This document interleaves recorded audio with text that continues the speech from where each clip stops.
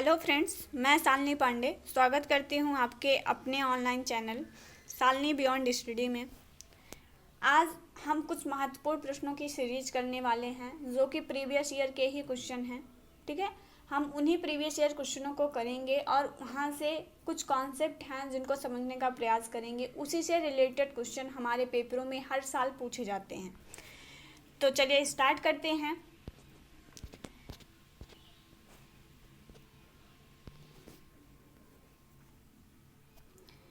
और चैनल पसंद आए और सेशन पसंद आता है तो please like share and subscribe ज़रूर करें।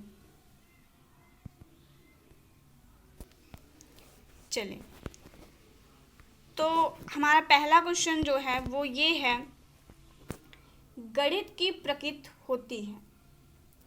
जो आपका गणित विषय होता है उसका नेचर जो है वो किस प्रकार का होता है, बच्चे के अंदर कौन सी क्षमता का विकास वो करना चाहता है, उसकी क्या प्रकृति होती है, नेचर क्या होता है, उसको पढ़ाने का ये आपसे पूछा गया है। तो चलिए, इसमें सजावटी होती है गणित की प्रकृति, बहुत मुश्किल होती है, तार्किक होती है, या गणित की प्रकृति में सभी प्रकार के गुण पाए जाते हैं। चलिए बताइएगा एक बार। तो गणित की जो प्रकृति होती है वो होती है तार्किक। गणित जो विषय होता है वो बच्चों के अंदर तर्क शक्ति का विकास करता है। ठीक है, तो गणित की प्रकृति क्या हो जाएगी, तार्किक हो जाएगी। चलिए अगले क्वेश्चन की तरफ बढ़ते हैं। तुम्हारा अगला क्वेश्चन है, किस प्रकार के मूल्यांकन का उद्देश्य विद्यार्थियों को प्रतिपुष्टि देना है। प्रतिपुष्टि से यहाँ तात्पर्य आपसे फीडबैक से है। ठीक है, जो लास्ट में बच्चे को शाबाश वाह बोला जाता है, गुड दिया जाता है, तो वही चीज़ है। तो इसमें पूछा गया है कि किस प्रकार के मूल्यांकन का उद्देश्य, ऐसा विकल्प में से उपस्थित ऐसा कौन सा विकल्प है, ऐसा कौन सा मूल्यांकन का प्रकार है जिसमें हम बच्चे को क्या करते हैं, फीडबैक देते हैं कि जैसे उन्होंने अच्छा किया है कि बुरा किया है, उसमें क्या सुधार की ज़रूरत है। तो ये सारे काम हम कौन से प्रकार के मूल्यांकन में करते हैं, यही आपका क्वेश्चन है। चलिए बताइएगा एक बार। रचनात्मक मूल्यांकन करता है फीडबैक देने का काम, योगात्मक मूल्यांकन करता है, संगणक मूल्यांकन करता है, या प्रक्रिया मूल्यांकन करता है। ठीक है, तो इसमें हमारा जो सही विकल्प होगा वो होगा रचनात्मक मूल्यांकन। रचनात्मक मूल्यांकन का जो उद्देश्य होता है वो होता है बच्चों के अंदर जो है बच्चों को फीडबैक प्रदान करना, कि जैसे बच्चे ने अच्छा किया हुआ है तो बच्चे को बताना, बच्चे में कहाँ त्रुटियां हैं, कहाँ वो सुधार कर सकता है, इन सभी के बारे में बताने का काम जो है वो रचनात्मक मूल्यांकन करता है। ठीक है, जिसे हम सीखने के लिए आकलन भी इसको कहते हैं। ठीक है, इसका एक और नाम है, वो है सीखने के लिए आकलन। सीखने के लिए आकलन, जिसमें हम कोशिश करते हैं कि हम आकलन करने के पश्चात बच्चों को बता पाएंगे कि हाँ बच्चे में कहाँ कमियां हैं और बच्चा किस तरीके से उसमें सुधार कर सकता है। चलिए, ऐसे ही योगात्मक मूल्यांकन का भी नाम जानते चलेंगे। यहाँ पे ये जो लास्ट में दो दिए गए हैं, संगणक और प्रक्रिया, ये मूल्यांकन का कोई प्रकार नहीं होता है। मेन दो प्रकार होते हैं, एक रचनात्मक मूल्यांकन, दूसरा योगात्मक मूल्यांकन। और रचनात्मक मूल्यांकन मैंने बताया कि वो सीखने के लिए आकलन होता है। ठीक है, जिसमें हम बच्चे को क्या करते हैं, फीडबैक देते हैं, चीज़ों को बताते हैं कैसे वो अच्छा कर सकता है। बात करें योगात्मक मूल्यांकन की, तो आपका जो योगात्मक मूल्यांकन होता है, योगात्मक मूल्यांकन में बच्चे को पूरी जो शिक्षण प्रक्रिया होती है वो समाप्त होने के बाद किया जाता है। मतलब ये सीखने का आकलन होता है। ठीक है, जिसमें बच्चा जो है चीज़ों को सीख चुका रहता है, बस हम जांचने का प्रयास करते हैं कि वो कितना सीखा हुआ है। चलिए आगे बढ़ते हैं। अगला क्वेश्चन, तो अगला क्वेश्चन हमारा है, यदि श्रवण बाधित छात्र जो है वो 5050 को 550 लिखता है तो इसका अर्थ क्या है। जैसे यदि कोई बच्चा है जो 5050 को 550 ही लिख रहा है, ठीक है, तो वो उसके अंदर किस प्रकार की कमी है।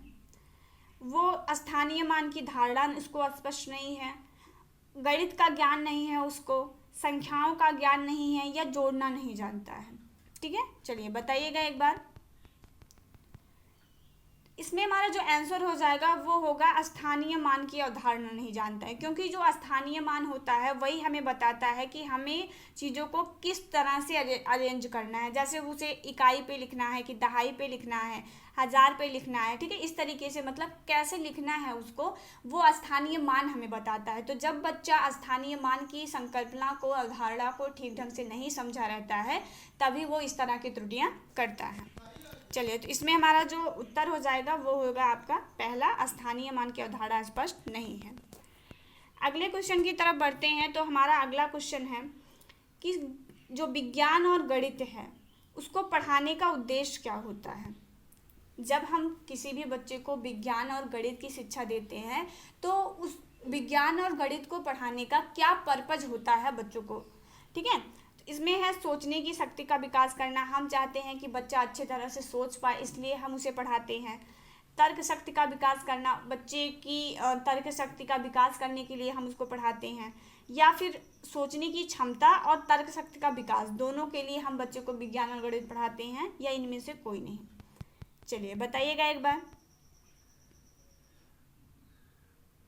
इसमें हमारा जो सही ऑप्शन होगा वो होगा आपका सी, दोनों के लिए हम पढ़ाते हैं। गणित और विज्ञान पढ़ाने का जो मुख्य उद्देश्य होता है वो बच्चे की सोचने समझने की क्षमता का भी विकास करना होता है और बच्चे की तर्क शक्ति का भी विकास करना होता है। तो हमारा आंसर हो जाएगा आंसर नंबर सी। चलिए अगले क्वेश्चन की तरफ बढ़ते हैं। तो हमारा अगला क्वेश्चन है कि निम्नलिखित में से कौन सा शिक्षण का सूत्र नहीं है। आपको कुछ टीचिंग मेथड बताए गए थे, तो आपको इसमें से बताना है कि ऐसा कौन सा शिक्षण सूत्र है जो दिए गए विकल्पों में से शिक्षण सूत्र के अंतर्गत नहीं आता है, ठीक है। तो इसमें पहला है आपका संपूर्ण से अंश की ओर, उसके बाद है सरल से जटिल की ओर, मूर्त से अमूर्त की ओर, या सहज से सरल की ओर। चलिए बताइएगा एक बार। संपूर्ण से अंश की ओर जो है, ठीक है, ये भी एक प्रकार का शिक्षण सूत्र होता है। सरल से जटिल की ओर भी एक प्रकार का शिक्षण सूत्र है। मूर्त से अमूर्त भी एक प्रकार का शिक्षण सूत्र है। लेकिन जो सहज से सरल लिखा हुआ, मतलब आप सहज का मतलब भी सरल ही होता है, आप सरल से सरल पढ़ा रहे हो, तो ये किसी भी प्रकार का कोई शिक्षण सूत्र नहीं होता है। तो ये गलत ऑप्शन है और यही हमारा सही ऑप्शन होगा, ठीक है, क्योंकि हमें यहाँ पे नहीं पूछा गया है। चलिए आगे बढ़ते हैं अगले क्वेश्चन की तरफ। तो हमारा अगला और लास्ट क्वेश्चन है कि फील्ड ट्रिप दौरान ... ठीक है, आपको इसमें फिल करना है। चलिए, छात्रों को विविध अनुभव मिलते हैं। जब आप बच्चों को फील्ड ट्रिप पे ले जाते हैं तो छात्रों को उसमें बहुत सारे अनुभव मिलते हैं। छात्र को नई चीज़ें देखने को मिलती है, छात्र एक साथ बैठते हैं, या उपयुक्त सभी, ठीक है। चलिए बताइएगा एक बार।